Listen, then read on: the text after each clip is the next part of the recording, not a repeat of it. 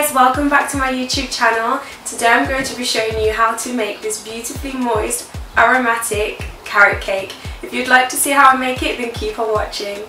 And so this is what it looks like.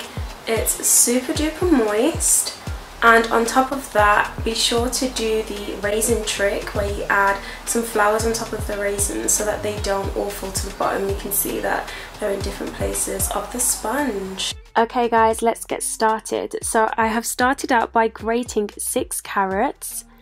Just so that they're prepared, to a bowl I add 250 grams of flour, 2 teaspoons of bicarbonate soda,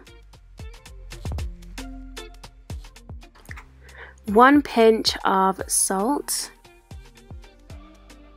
All of the spices are optional, but they add such depth and flavour. 1.5 teaspoons of nutmeg, 1 teaspoon of speculaas. This is also optional. And 1.5 teaspoons of cinnamon. So here I'm adding in 200 grams of sugar and 200 grams of brown sugar. Then give this a good mix so that all of the dry ingredients are incorporated. Then you want to add in 4 eggs. I've used 4 medium eggs. 1 teaspoon of vanilla extract. I used 1 tablespoon of Jamaican vanilla flavouring. If you guys know what that is, use it. If you don't have it, then just use vanilla extract. 320 milliliters of vegetable oil. Give this another good mix before adding in your carrots, and then you're just going to mix again. What I love about carrot cake is you can make it your own, so you can add in any fillings you like. As for nuts, if you'd like to add in some nuts, I recommend walnuts and pecans, and if you want to add fruit, you can add in some dried fruit or dried raisins. Would recommend 60 grams of fruit and 60 grams of nuts. So to 2 lined baking sandwich tins, add in the batter. These tins are about 7 inches. I baked on 170 degrees for 35 minutes, and this is what it looked like coming out of the oven. So while the cake is cooling, we want to make our cream filling. I have 220 grams of cream cheese. Heat this for 2 minutes and add in 150 grams of icing sugar.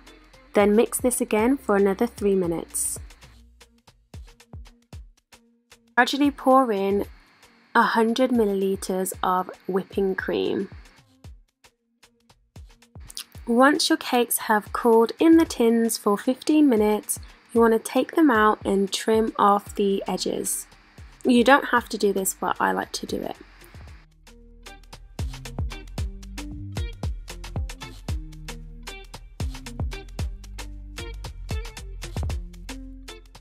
And then use half of the mixture in the middle as your cream cheese filling. If you like, you can also add in some pecans and walnuts, and then cover the top and add more cream cheese frosting to the top.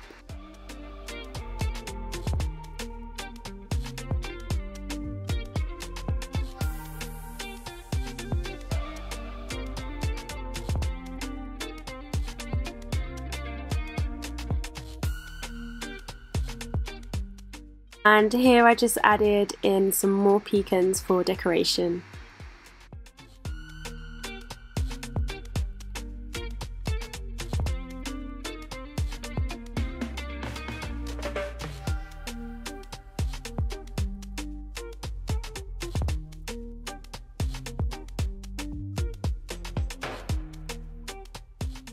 And this is the final product. If you enjoyed this recipe, then let me know in the comments down below. If you've got any suggestions, I'll be sure to do them next time. Thank you so much for watching. Bye guys.